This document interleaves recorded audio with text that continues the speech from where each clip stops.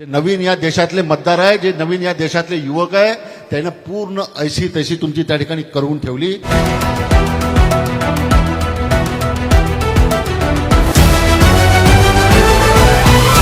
आजच्या या जनआक्रोश मोर्चाकरता या ठिकाणी उपस्थित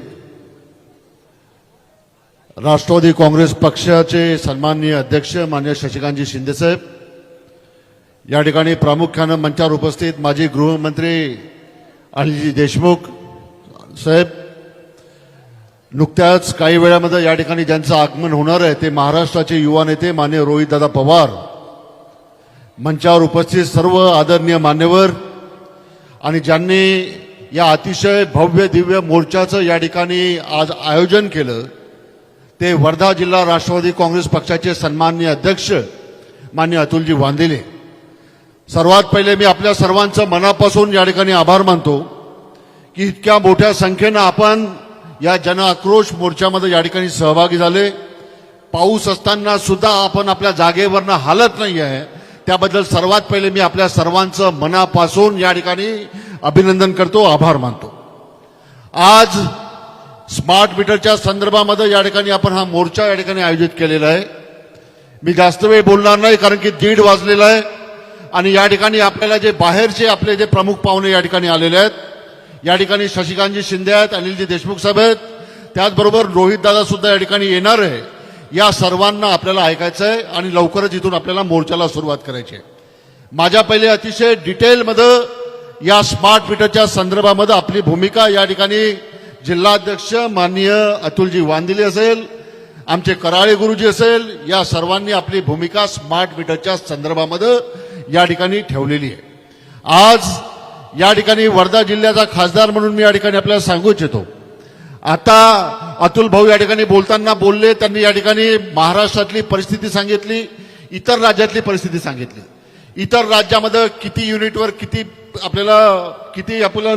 युनिट फ्री, किती विजेचे बिल, हे सर्व माहिती त्यांनी आपल्या भाषणामध्ये या ठिकाणी सांगितली. परंतु अतुलजी तुम्हाला मी या ठिकाणी सांगू इच्छितो की सर्वात पहिले जर महत्वाचा विषय जर आपण पाहिला, तुम्ही इतर राज्यांचं सांगितलं की इतर राज्यामध्ये विजेच्या संदर्भात काय परिस्थिती आहे, किती युनिट फ्री आहे, काय कसं आहे, सर्व तुम्ही सांगितलं. परंतु सर्वात महत्वाचा विषय आपण लक्षात घेतला पाहिजे की जे महाराष्ट्र हे या देशातलं सर्वात प्रगत राज्य होतं, जे सर्वात आधुनिक सर्वात प्रगत राज्य होतं, ते महाराष्ट्र आज देशातल्या सर्व राज्यांमध्ये कर्जाच्या बाबतीवर पहिल्या नंबरवर आहे. आपण लक्षात घ्या. आज जर आपण या ठिकाणी बघितलं तर महाराष्ट्रावर कर्ज किती आहे, महाराष्ट्रावर कर्ज किती आहे, तुमच्यापैकी किती लोक मला सांगू शकतील माहित नाही, परंतु महाराष्ट्रावर सध्या कर्ज आहे 9,37,000 कोटीचं. 9,37,000 कोटीचं कर्ज आज महाराष्ट्रावर आहे आणि पुढच्या 26-27 पर्यंत हे कर्ज जवळपास 11,000 कोटीवर जाईल, 11 लाख कोटीवर जाईल, अशी एकंदर परिस्थिती या महाराष्ट्राची. वर्धा जिल्ह्याच्या ठेकेदारांची जर परिस्थिती आपण जर जाणून घेतली तर वर्धा जिल्ह्याचे जे ठेकेदार आहेत त्यांचे 900 करोड रुपये अजूनपर्यंत महाराष्ट्र गव्हर्नमेंटकडे पेंडिंग आहेत. शेतकऱ्यांच्या आत्महत्या आपण बघितल्या होत्या, युवकांच्या आत्महत्या बघितल्या होत्या, आता ठेकेदार सुद्धा या राज्यामध्ये आत्महत्या करतात. ही परिस्थिती मागच्या सांगली सातारा जिल्ह्यामध्ये आपण काही दिवसापूर्वी बघितली आहे. त्यामुळं कर्जाच्या ओझानं पूर्ण लथपथ झालेलं हे सरकार आहे, आपण लक्षात घ्या. त्यामुळे या सरकारकडनं काही खूप जास्त अपेक्षा करण्याची काही आवश्यकता आहे असं मला या ठिकाणी वाटत नाही. परंतु आज स्मार्ट मीटरच्या संदर्भामध्ये ज्या ठिकाणी आपण मोर्चा काढतोय, मला आठवतं की ज्या वेळेला राज्याचे मुख्यमंत्री माननीय देवेंद्र फडणवीस साहेब यांनी महाराष्ट्राच्या विधानसभेमध्ये ही घोषणा केली होती की स्मार्ट मीटरची सक्ती कोणत्याच ग्राहकावर करण्यात येणार नाही. ही महाराष्ट्राच्या मुख्यमंत्र्यांची महाराष्ट्राच्या विधानसभेतली केलेली घोषणा होती की कुठल्याच ग्राहकावर ही स्मार्ट मीटरची सक्ती करण्यात येणार नाही. परंतु देवेंद्र फडणवीस साहेबांनी जे आश्वासन विधानसभेमध्ये दिले होतं त्या आश्वासनाला हरताळ फासण्याचं काम या ठिकाणी विद्युत कंपनीच्या माध्यमातून या ठिकाणी होत आहे, हे सुद्धा त्यानिमित्तानं आपण लक्षात घेतलं. आज या ठिकाणी एमएसईबीच्या लोकांना, एमएसईबीच्या अधिकाऱ्यांना, राज्याच्या मुख्यमंत्र्यांना आणि राज्याच्या वीज मंत्र्यांना मला या निमित्तानं सांगायचं वाटतं की साहेब, स्मार्ट मीटर आपण नंतर बसू शकतो, हरकत नाही. स्मार्ट मीटर आपण नंतर बसू शकतो, परंतु आज खऱ्या अर्थानं आज जर राज्याच्या वीज खात्याची परिस्थिती जर आपण बघितली, आपल्यापैकी अनेक लोक ग्रामीण भागामध्ये राहणारे आहे. थोडा जरी वाराधून जरी आला ना, थोडा जरी वाराधून आला तर गावातली लाईन चालली जाते, अशी परिस्थिती आहे. थोडा जरी वाराधून आला, आभाळ आला तर वीज चालली जाते, लाईन चालली जाते. आभाळ आलं तरी लाईन चालली जाते, अशी परिस्थिती आज राज्यामध्ये आपल्याला पाहायला भेटते. आज हा वर्धा जिल्ह्याचा जर आपण विचार केला, शशिकांत शिंदे साहेबांना सांगू इच्छितो की या वर्धा जिल्ह्यामध्ये खूप मोठ्या पद्धतीने जंगल आहे आणि या वर्धा जिल्ह्यातल्या जवळपास जंगलापैकी 65% जंगल हे आमच्या आर्वी विधानसभा मतदारसंघामध्ये. आणि माझ्या आर्वी विधानसभा मतदारसंघामध्ये आतापर्यंत 12 लोकांचा जीव हा वाघाच्या हल्ल्यामध्ये झालाय. वाघाच्या हल्ल्या, वाघाने अटॅक केला आणि 12 लोकांचा जीव हा वाघाच्या हल्ल्यामध्ये त्या ठिकाणी त्या लोकांना जीव गमवावा लागला. 2 ते 3 लोकांचा जीव रानडुकराच्या हल्ल्यामध्ये गेलाय. जवळपास 14 ते 15 लोकांचा जीव आतापर्यंत आर्वी विधानसभा मतदारसंघामध्ये वाघाच्या आणि रानडुकराच्या आणि अस्वलाच्या हल्ल्यामध्ये गेलेला आहे. आम्ही त्या ठिकाणी वीज कंपनीला आणि वीज मंत्र्यांनी मुख्यमंत्र्यांना वारंवार विनंती केली. आपल्या भागामध्ये सुद्धा हा प्रश्न आता गंभीर होतोय. आपल्या भागामध्ये सुद्धा गायी बकऱ्यांना खाण्याचं, त्या ठिकाणी वाघाच्या अटॅकमध्ये गायी बकऱ्या त्या ठिकाणी मृत्युमुखी पडण्याचं अनेक घटना आपल्या मतदारसंघामध्ये हिंगणघाटमध्ये सुद्धा होतात आहे. आम्ही राज्याच्या वीज मंत्र्यांना आग्रही मागणी केली की मंत्री महोदय, आपण जो ग्रामीण भाग हा जंगलाशी लागून आहे, ज्या ठिकाणी वाघाचे हल्ले होऊन राहिले, ज्या ठिकाणी अस्वलाचे हल्ले होऊन राहिले, अशा ठिकाणी 24 तास आपण वीज दिली पाहिजे, ही आग्रही मागणी आम्ही राज्याच्या वीज मंत्र्यांना केली. परंतु अजूनपर्यंत जंगली भागामध्ये राहणाऱ्या लोकांना, जंगली भागात राहणाऱ्या आदिवासी लोकांना 24 तास वीज आपण अजूनपर्यंत शासनाने दिली नाही आणि लोक त्याचे गायी, म्हशी, ते बकऱ्या याचा जीव आज वाघाच्या हल्ल्यामध्ये जाताना आपल्याला पाहायला भेटतोय. त्यामुळे माझी नम्र विनंती सरकारला सुद्धा आहे आणि राज्याच्या वीज मंत्र्यांना सुद्धा आहे का जिथं आवश्यकता आहे, ज्या गोष्टीची पहिले आवश्यकता आहे ते काम आपण पहिले केलं पाहिजे. आणि त्यामुळे माझी इतकी अपेक्षा आहे का जंगलालगतचा जो भाग आहे, ज्या भागामध्ये खऱ्या अर्थानं 24 तास वीज आहे, त्या भागामध्ये 24 तास वीज आपण त्या निमित्तानं सरकारच्या माध्यमातून दिली पाहिजे. ही आग्रही मागणी या मोर्चाच्या माध्यमातून मी या ठिकाणी सरकारला करतो. स्मार्ट मीटर आपण नंतरही बसू शकलो असतो. स्मार्ट मीटरच्या संदर्भामध्ये जर आपण बघितलं, स्मार्ट मीटरच्या संदर्भामध्ये आलेल्या विजाच्या संदर्भामध्ये या ठिकाणी अतुल भाऊंनी या ठिकाणी माहिती दिली. परंतु मला या निमित्तानं सांगावंच वाटतं, ठीक आहे, आम्ही स्मार्ट मीटरला सुद्धा विरोध केला नसता, परंतु या स्मार्ट मीटर बसवण्याकरता जी पारदर्शकता पाहिजे, ती पारदर्शकता तुमच्या विभागाने जर दाखवली असती, तुमच्या विभागाने लोकांना विश्वासात घेतलं असतं, लोकांचे जनजागृती मेळावे जे अपेक्षित होते ते घेतले असते, लोकांचा विश्वास संपादन तरी जर तुम्ही संपादित केल्यानंतर जर त्यांच्या घरामध्ये जर तुम्ही स्मार्ट मीटर बसवले असते तर कदाचित आम्ही त्याला सुद्धा विरोध केला नसता.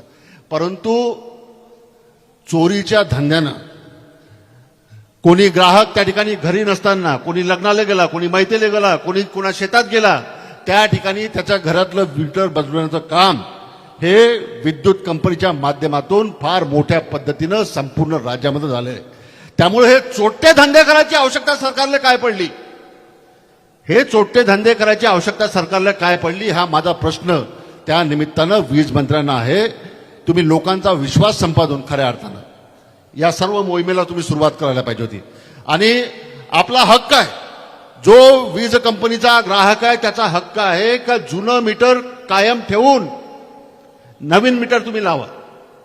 जुनं कायम ठेवा, नवीन मीटर लावा, दोघांचं मीटरचं कॅल्क्युलेशन करा आणि त्याच्यानंतर पुढचा निर्णय घ्या. हा त्याच्यातला सर्वात महत्वाचा मुद्दा आहे. हा त्याच्यातला सर्वात महत्वाचा मुद्दा आहे का जुना मीटर काढण्याची आवश्यकता नव्हती. कायद्यात त्याची तरतूद नाही आहे, कायद्यात त्याची तरतूद नाही आहे. आणि 2 मीटर त्या ठिकाणी असले असते, तुमचं जुनं मीटर राहिलं असतं, तुमचं नवीन मीटर स्मार्ट मीटर लावलं असतं, दोघांच्या बिलाची तफावत घेतल्यानंतर काही त्याच्यामध्ये तफावत आढळली असती तर तफावत दूर करून त्यानिमित्तानं जर आपण स्मार्ट मीटर बसवलं असतं तर हे लोक एवढ्या पावसात या ठिकाणी जमा झाले नसते. त्यामुळे माझी इतकी अपेक्षा राहील की आता हे सुरुवात झाली आहे. सरकारला या निमित्तानं सांगू इच्छितो का लोकांचा भावनांचा उद्रेक व्हायला वेळ लागणार नाही. आणि एकदा लोकांच्या भावनाचा उद्रेक झाला तर काय परिस्थिती होते हे नेपाळमध्ये आपण बघितलं आहे. त्या नेपाळसारखी परिस्थिती या देशामध्ये आणायला वेळ लावू नका. जंतर मंतरनं तुमची ऐशी तशी करून ठेवली. आता जंतर मंतरचं आंदोलन झालं. जे जेनजी आहेत, जे नवीन या देशातले मतदार आहे, जे नवीन या देशातले युवक आहे, त्यानं पूर्ण ऐशी तशी तुमची त्या ठिकाणी करून ठेवली. हे सोशल मीडियावर आपण सर्व लोकांनी बघितलं आहे. त्यामुळं आता लोकांच्या संतापाचा उद्रेक होऊ देऊ नका, इतकी नम्र विनंती आज या मोर्चाच्या माध्यमातून मी या ठिकाणी करतो.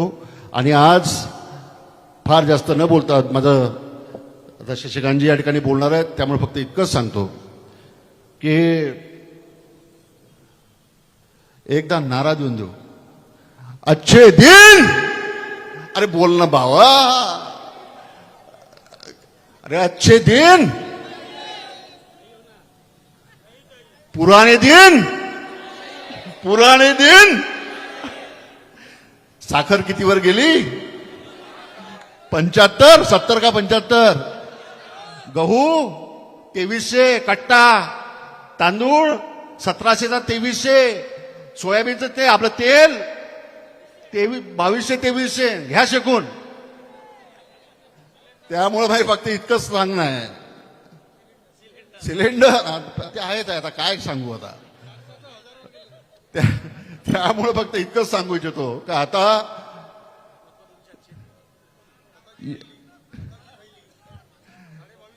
लाडकी बहिणा जय हो. पार दिला, पुरा दिला लंबा करून. आता बाया म्हणते बहीण बहीण नाही पाहिजे म्हणते. लाडकी बहिणा महागाई कंट्रोल करा, महागाई कंट्रोल करा. जेवढी साखर 75 वर गेली ते पहिले होती तेवढी ठेवा, गहू तेवढा ठेवा, तांदूळ तेवढा ठेवा. आता नाही पाहिजे रे भावा म्हणते लाडकी बहिणा. त्यामुळे माझी इतकंच नम्र विनंती आहे की सरकारने जागं व्हावं. आणि नाही झालं तर पुढच्या काळामध्ये ही आता सुरुवात आहे.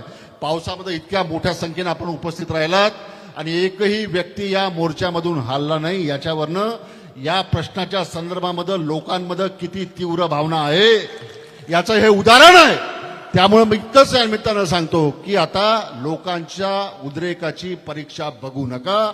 आज आम्ही सुरुवात करतोय, तुम्हाला निवेदन देतोय. निवेदन दिल्यानंतर सुधरून जा. लोकांवर अन्याय करू नका, स्मार्ट मीडियाची सक्ती करू नका. इतकंच या निमित्तानं सांगतो. आणि पुन्हा आपल्या सर्वांचं या ठिकाणी मनापासून या ठिकाणी आभार मानून पुढच्या जर सरकार जर तयार झालं नाही, सरकार जर ऐकलं नाही, ऐकणं काही इतकं सोपं नाही आहे. मुजोर सरकार आहे. 2दा ऐकलंय फक्त.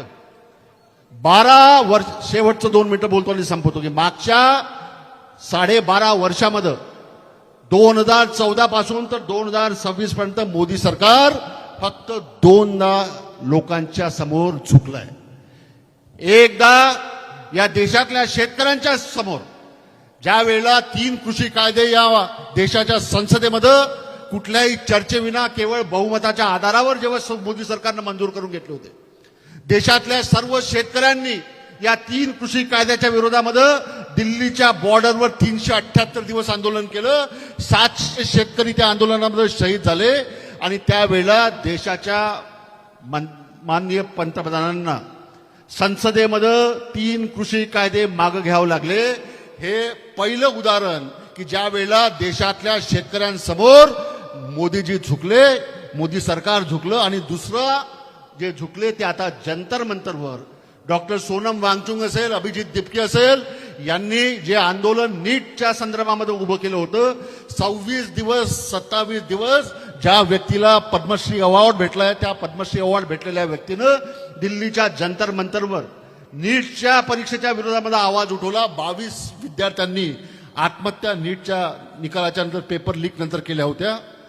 त्यावेळेला जंतर मंतरवर देशातल्या युवकांनी जे आंदोलन केलं आणि देशाच्या शिक्षण मंत्री धर्मेंद्र प्रधान यांना जो राजीनामा द्यावा लागला हे या देशातलं दुसरं उदाहरण आहे की मोदी सरकार देशातल्या युवकांसमोर सुद्धा झुकलं.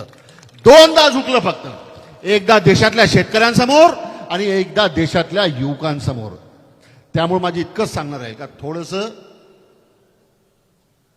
आपल्याला सुद्धा पुढचं आंदोलन जेव्हा जर घ्यायची आवश्यकता पडेल तेव्हा तुम्हाला फक्त इतकंच सांगतो का कुठल्याही परिस्थितीत झोल खाची नाही. झोल बिलकुल.